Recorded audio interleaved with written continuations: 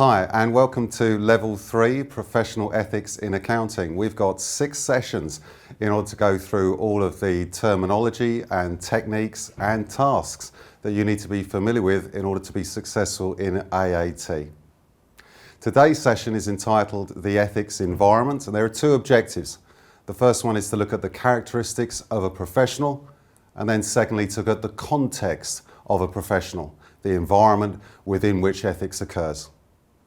Every day it seems that we see ethics in newspapers and magazines and articles on websites concerning failure in ethics, instances of bribery and corruption, a concern over money laundering and fraud and accounting irregularity. Ethics for accountants is of course vital in order to ensure that the public is assured that accountants are doing their job correctly, and accountants themselves are protected in order to ensure that they don't run into trouble in terms of their day-to-day jobs and their work as accounting professionals working within audit. So why is ethics important for accountants? Why is it that accountants must ensure that they are portraying the highest ethical standards in terms of their work as auditors and in their role as employees within the organisation? Well, accountants, like doctors and architects and lawyers, are considered to be professionals in society. They are members of an esteemed professional institution or association. What this means is that accountants, like lawyers and like doctors, are expected to behave in a certain way. They're expected to exhibit certain skills in terms of the way in which they carry out their jobs, so that they can retain membership of that society and gain from the privileges that that membership suggests. So we refer to accountants as being professionals. And on the screen we can see that each professional group, whether it is a doctor, an architect or an accountant, has certain characteristics that separate themselves from other kinds of jobs that people do. So of course, just like yourself, as an accountant, we have special knowledge and expertise gained through our examinations, gained through our studies over a period of time. And so in the end we will qualify as an accountant because we passed a number of examinations. And in the same way doctors have to pass many exams, of course, and so do lawyers, etc. The second characteristic of this different group, the group of professionals, is that because we've been through the process of gaining that knowledge and expertise, we're given a certain privilege by society. We're allowed to carry out certain duties that others within society are simply not allowed to do. And of course, as far as doctors are concerned, this relates to interacting with the human body and prescribing medicine. As far as lawyers are concerned, it means that they can practice law in the courts of law. And as far as accountants are concerned, well, the privilege, of course, is that we get to carry out audit. We get to investigate organisations, we get to draw certain judgments in relation to their performance, we publish that information, and we can reasonably rely on people to use that information in terms of their financial decisions.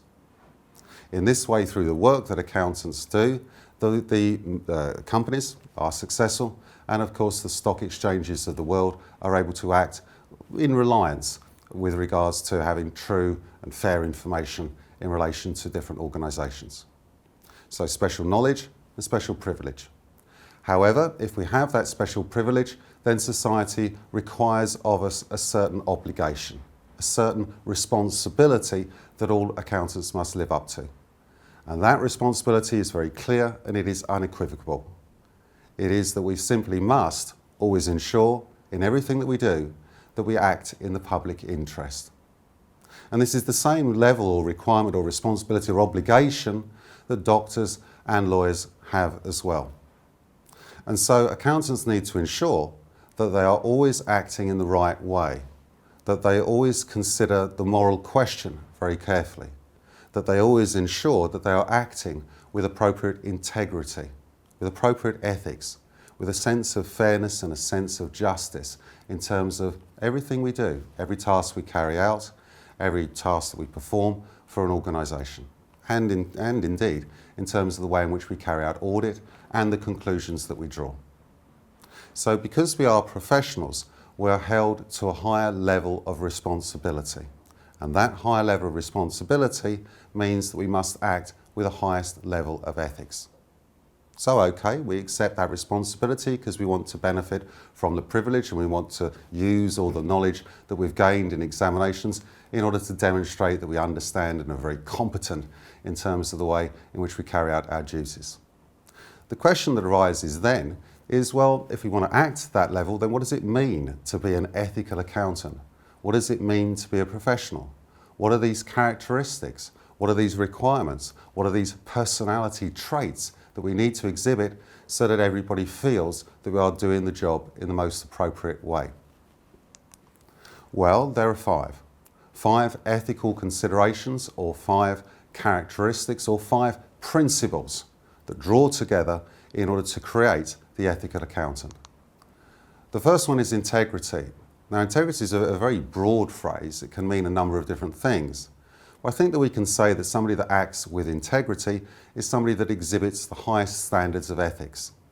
I think we can also say that somebody who acts with integrity is somebody who will not be swayed by others' opinion. Integrity suggests that a person is steadfast. It suggests that a person has a certain tunnel vision. That means that they won't be corrupted, that means that they won't be persuaded to act in any other way other than with regards to the highest ethical behaviour. So integrity is the first issue because perhaps it's the umbrella issue, because perhaps it's the most important issue that accountants need to consider and provides the context for the other ethical principles that follow. The second principle is objectivity. Now, we will be looking at a whole session that relates to objectivity, but at the moment we'll say that if you're objective, you're focused on what you need to do. You have that objective in mind, and again, you won't be swayed from that objective. It does have a particular meaning though, not just focusing on objectives, in order to separate it from integrity. And that is that objectivity means that in order to focus on the goal, we need to be detached. We need to be separate. We need to be slightly isolated in one way or another. We need to be independent. We need to know that foremost, we are accountants, members of a profession. And secondly, we are employees of an organisation. Or secondly, we are carrying out an audit for an audit firm. This means that the requirement to obey high ethics becomes above or is above our requirements as members of an organisation. We are even independent from the companies that we serve. Our first obligation is to our profession and to our sense of professionalism. Now, as a third ethical issue, we have to do the job. And doing the job, of course, means that we need to be competent in terms of the way in which we perform our tasks. Now, of course, we just mentioned professionalism, and the start of professionalism is the need to gain knowledge and expertise. So that knowledge and expertise creates our competence, and our competence delivers results in terms of providing true and fair view or providing appropriate advice to our audit clients or whoever they may be. One of the key things about competence is that it's a never-ending story. What that means, of course, is that we need to keep up to date in terms of understanding latest developments with regards to taxation or in relation to accounting standards. So the ethical requirement to be competent places a requirement on the accountant to ensure that they are continually developing their professionalism and updating themselves as new rules and new regulation and new legislation comes into play on a day-to-day life. And fourthly, it's about confidentiality. Fourth ethical trait relates to this issue. Now, confidentiality, of course, is important if we're employees of any organisation, but is of critical importance if we are dealing with clients carrying out audit as an employee of an audit firm. We need to ensure client confidentiality in everything that we do. And so, yes, as a fourth requirement, perhaps not as vital as issues of integrity, objectivity, or indeed competence, but confidentiality is really something that is an ethical requirement for any employee, really, to ensure that they understand the need for secrecy in relation to certain aspects of company operations, but it just gets that bit of emphasis because we are accountants and therefore we do deal directly with clients and very sensitive competitive information. And finally, 5 traits in all, the 5th consideration is the need to ensure that we exhibit professional behaviour in everything that we do. Now, we could say that professional behaviour is simply a summary of the other 4 attributes or principles. After all, if you demonstrate integrity, objectivity, competence and confidentiality, I'd say that you were something of a professional in terms of the way in which you behave. However, if professional behaviour was simply a summary of the other 4 issues, then it wouldn't really be mentioned as a separate principle, would it? It therefore has a distinct meaning, and that distinct meaning relates back to the characteristics of what it means to be a professional. You may remember that the last characteristic is that we have a responsibility to society to always act in the public interest. Well, this principle, professional behaviour, relates specifically to that responsibility. It is a restatement of the need to ensure that in every decision that we make, we always have the public interest in mind. Of course, it is very difficult sometimes for an accountant to correctly identify what the public interest actually is. After all, who are the public? Are our employers the public that we should act in their interests with regards to? Are our clients the public? Is society in general, the general public, who we should really be thinking about in terms of everything we do? Although it is actually a very difficult area of ethics, I think in the end, and of course our governing body agrees, that we should take the widest view of what public interest means. And that means acting in accordance with the ethical demands of society, of our local community, of the country, or indeed in terms of what the requirement of global society is with regards to our decisions. A difficult issue, but an important issue as the 5th and final principle.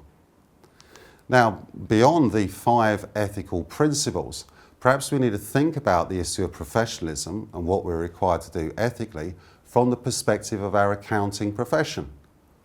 So we might look at the AAT and think about what the AAT says in terms of what an accounting professional needs to do. Now, I would say that the AAT, exactly the same way as the ACCA or CIMA or any other accounting body, all require accountants to act in accordance with the 5 principles that we've been through. But the AAT, again, in similar way to the ACCA and CIMA, also has perhaps a more detailed or specific list of needs or requirements that accountants need to bear in mind in terms of everything that they do, in terms of all of their actions, both as auditors and as employees within the company. And so what you can see on the slide here is a much more detailed view. It's more specific, mastering skills and techniques and maintaining that continual professional development that I was referring to earlier on. Developing an ethical approach, both as an employee but also working with clients ethically as part of the audit function. Acknowledging that duty to society, a specific point that we just brought out in relation to professional behaviour. Rendering services, particularly in relation to our audit clients, to a highest ethical standard and achieving acceptance by the public with regards to what we do, our ethical standards overall. So this is a slightly more detailed view of what the ethical requirement is. And perhaps what we could do is just to layer those ethical requirements from AAT over where we came in, what the characteristics of a professional are. And what we can see is that the specific ethical requirements from the AAT, a number of them support the issue of knowledge in ensuring that we do have the specialist knowledge that is required in order for us to be considered to be a professional. And you also see that a number of other of those specific requirements do relate particularly to public interest. In the middle, of course, is the statement as to what we receive as opposed to what we need to give in order to sustain our status as professionals within society overall. And so there we are. We've been through the characteristics as to what a professional is, and we've also been through the principles in terms of what it means to be an accountant. What we'll now go on to do is to consider the context of a professional. What this really relates to is the idea that If we need to exhibit integrity, objectivity, competence and public interest, etc., it's a very difficult task for us if we don't have any advice, if we don't have any support, if we don't have any help from the environment, from those outside of our particular workplace, from society overall. And so the context of a professional says that help exists. It says that there are a number of levels as far as assistance or as far as regulation is concerned. And as long as the accountant operates within those rules and within that regulation, then they have some assurance that they are acting to or exhibiting the most appropriate ethical behaviour. What do we mean by this? Well, I mean three things. Of course, legislation is a vital issue. As long as we ensure that we are acting within the law, then we can be assured that we are demonstrating a sense of integrity and a sense of competence in terms of what we do. And then there is more detailed regulatory bodies who may offer us advice or again requirements within which the accountant must operate. We'll look at a number of those in a minute or two. And finally, of course, there are the accounting bodies, not just AAT, but indeed 7 or 8 accounting bodies who join together on a global basis in order to offer us more detailed advice as to the nature of rules and regulation. So let's just briefly consider each one. Firstly, in terms of legislation. Now, we'll come to specific legislation in a minute or two, but in the broadest sense, what we can say is that there are 2 legal requirements as far as the accountant is concerned. Firstly, there is civil law, and of course, there is criminal law. And each one of these is slightly different, of course, and requires a slightly different view as far as the accountant's actions are concerned. Now, when we talk about civil law, of course, what we're talking about is a legal case that involves 2 parties. There is the claimant and the defendant. These 2 parties have a disagreement, and it is up to the courts to decide who is right and who is wrong. So those disagreements may relate to the nature of a contract, a promise that a supplier made in order to carry out work, and the fact that the client believes that that supplier has failed. So a civil action may relate to the accountant and the audit team being taken to court by the client for failure to carry out the audit successfully.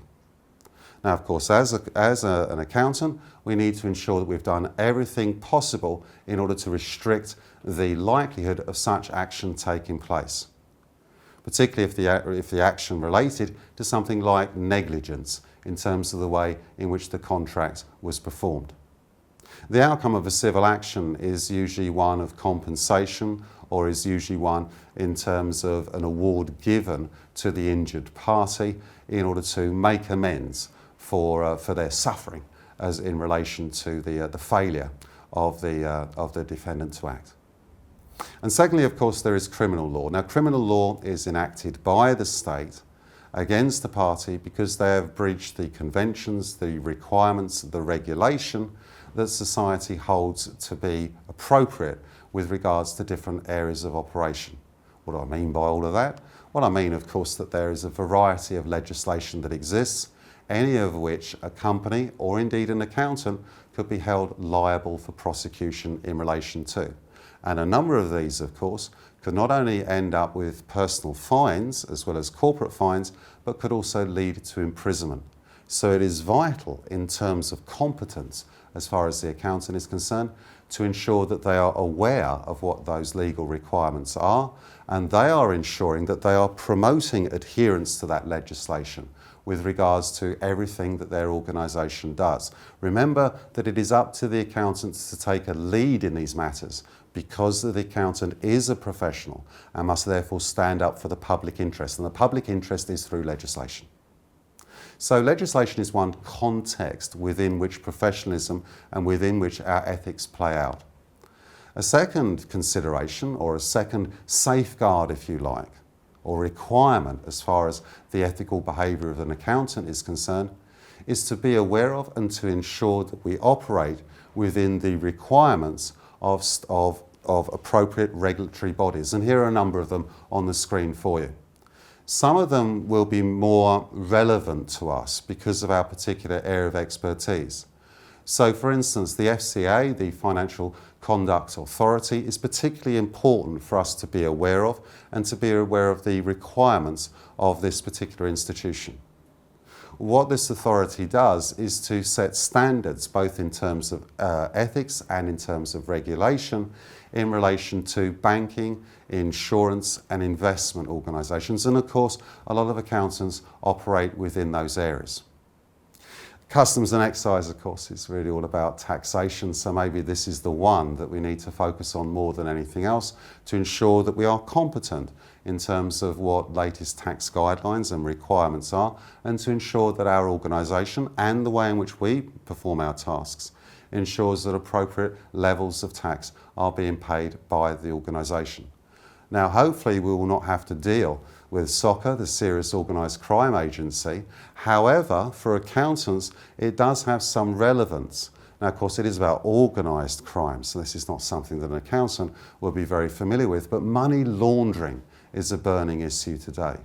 And all organisations and all accountants must be aware of the problem of money laundering and ensure that they are aware in large cash transactions that the organisation is taking into account every consideration, is making every effort to identify the source of that finance. And finally, of course, there are industry regulators. Ofgem is mentioned here, but there are many of them, such as Ofwat as well. These regulators, of course, are there to ensure adequate competition exists within industries and to ensure that there is no price fixing taking place and to ensure that standard levels of service are being delivered to their customers. And so as an accountant, we need to be supportive of these government-run regulatory bodies and ensure that even at the highest levels of the organisation, there are no accusations of price fixing or that standards of service do not slip, particularly when that service is being delivered to members of the general public. And so yes, three contexts, if you like: legislation, regulatory bodies, and the final context, or the final standard, if you like, that accountants need to consider in terms of ensuring that they're acting ethically is perhaps the most important, because it is the standards that are set by our accounting bodies. And there are many accounting bodies, and there is a hierarchy of accounting bodies on a global basis. At the top will be the IFAC, the International Federation of Accountants, and through the IFAC, its offshoot body, the IESBA, which is the Ethical Standards Board for Accountants, which is run by the IFAC. Now, the IFAC is the global governing body for accountants. The IFAC gave us those ethical principles that we were talking about a little while ago: integrity, objectivity, etc. Back in 2005, when they first launched a code of ethics that all accountants on the planet needed to be trained in relation to. The IFAC operates in over 150 countries and commands over 3 million accountants across the world, of which we are members as well. Now, the IFAC talks to us about ethics, and then it instructs individual bodies in relation to each particular country to take on board those ideas and to ensure accountants are trained in relation to them. So as far as the UK is concerned, the Financial Reporting Council is required to listen to the IFAC and to ensure that its requirements are being met. Now, there are various divisions of the Financial Reporting Council, but three relevant divisions are identified here. Firstly, there is the Codes and Standards Committee, which sets ethical codes and standards in relation to accounting that all accountants must follow. Then there is the Conduct Committee, which carries out investigations into potential failure to adhere to those standards and comes to any relevant decision with regards to what action needs to be taken.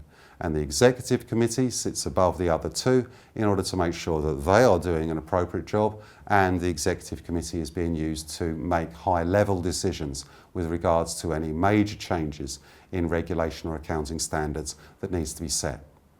So there's a hierarchy. When we come down from the FRC, what we see are all of the individual accounting bodies. And there they are. My word, there's a few of them. And so yes, there's the AAT at the top, but also the ACCA, the ICAEW, CIMA, one's at the bottom, but in the centre, of course, are public finance accountants. On each side are the accounting associations of Ireland and Scotland. And so there are a number of bodies that operate within the UK. And some of them have different roles. So for instance, a selection of those bodies are members of the Consultative Committee of Accountancy Bodies, the CCAB. What that means is that they will, through their experiences, they will work together in order to advise as to new accounting standards that need to be set and then need to be implemented as far as all accounting bodies are concerned.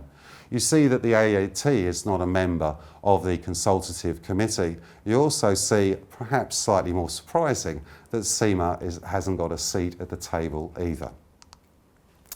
Now, as far as AAT is concerned, there are four associations which have particular significance because they are sponsoring bodies of the AAT and therefore have a very strong voice in terms of the direction of AAT training and the way in which the requirements of AAT change and the nature of services that AAT accountants can perform.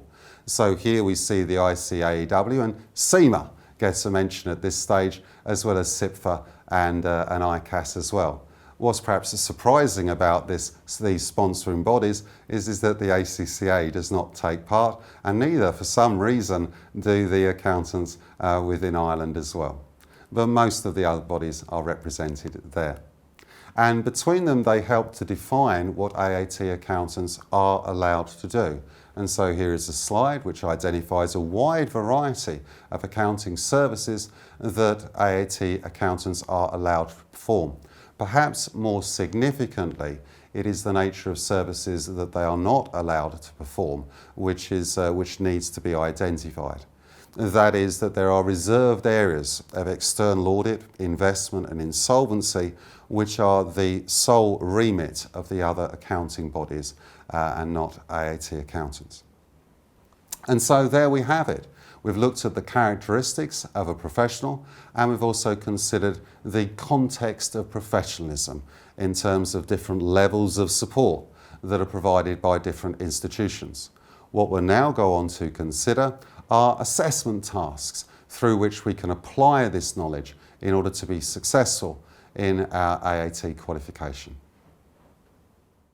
Hi, so let's look at a number of assessment tasks in relation to the ethical environment in order to make sure that you've absorbed the knowledge and you can apply it appropriately in terms of the assessments to come. Now, with regards to assessments, there are two kinds of questions. There are short form questions which really only require a sentence answer, sometimes only a couple of words in order to respond to it. So very straightforward, a kind of a know it or don't know it question. And then secondly, there are scenario-based questions where you are faced with a real company, real scenario, and then a number of situations that arise in relation to that company. And with regards to each situation, you're asked a question or two questions, and you need to respond. So what you need to do is just to adapt your knowledge and to be selective in terms of what you say in order to make sure that you're saying something appropriate with regards to that organisation in that particular context. So let's just rattle through some short questions first of all. So the CCAB provides a forum for discussing issues affecting the accounting profession and a platform for the profession to speak. State three bodies that are members of the CCAB. Well, there are a number of them.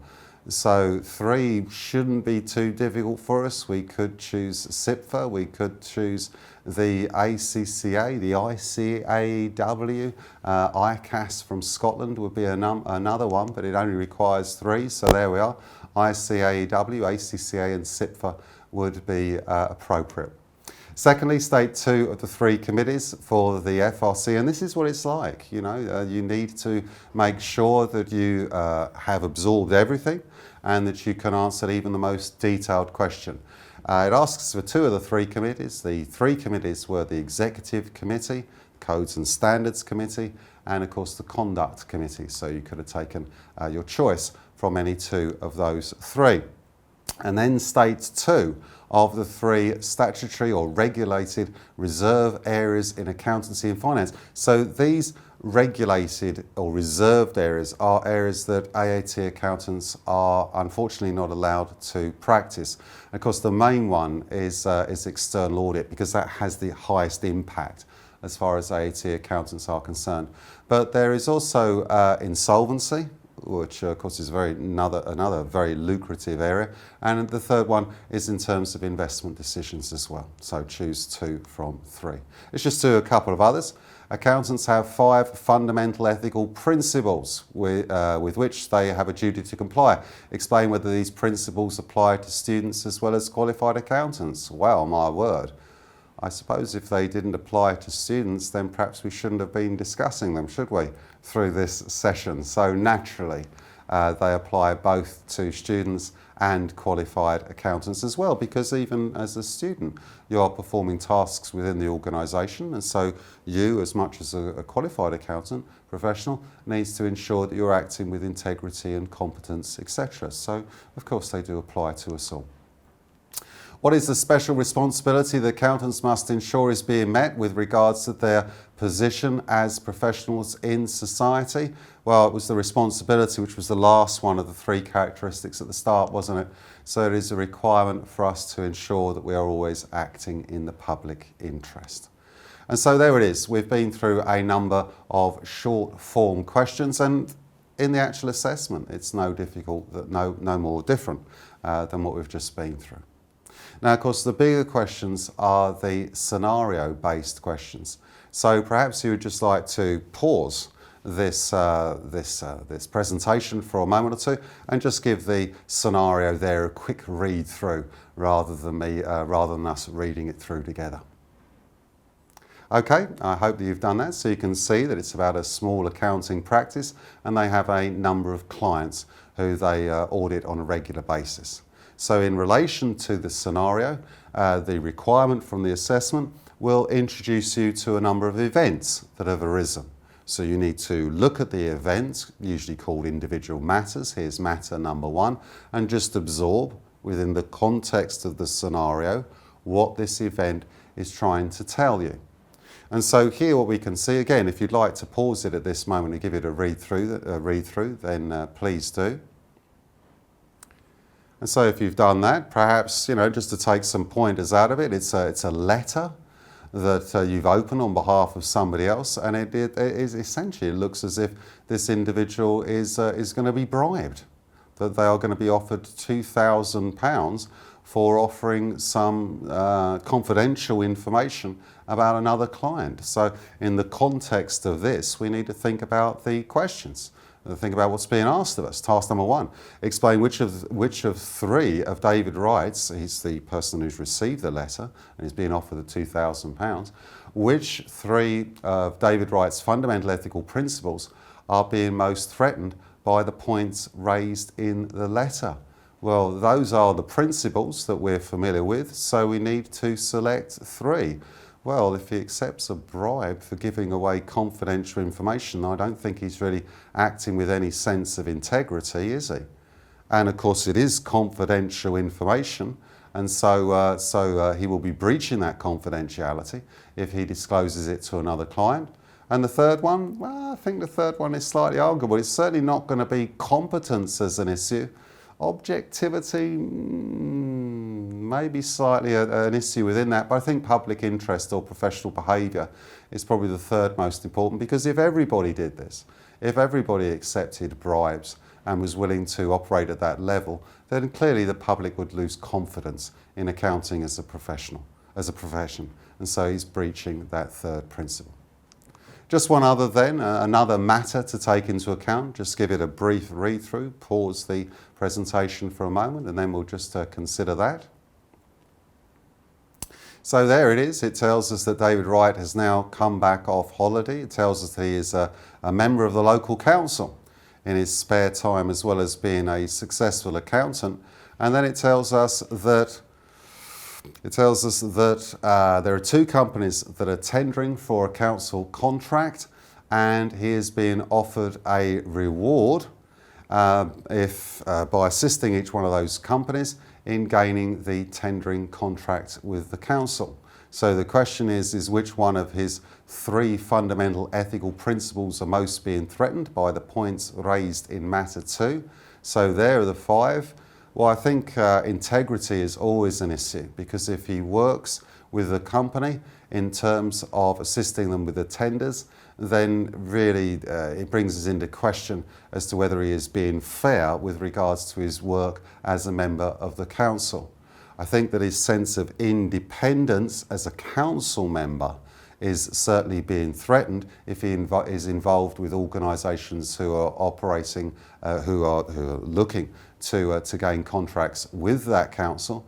And as a third one, again, perhaps professional behaviour is the issue, because it is very much a public matter. After all, the council is a public body. And so there we are. We've been through some short form questions and some scenario based questions as well as assessment types in order to examine the ethical environment. So as far as this presentation is concerned, we've begun the process of looking at professional ethics in accounting. We've looked at the characteristics of a professional, and we've also considered the context of professionalism. Thanks very much for watching.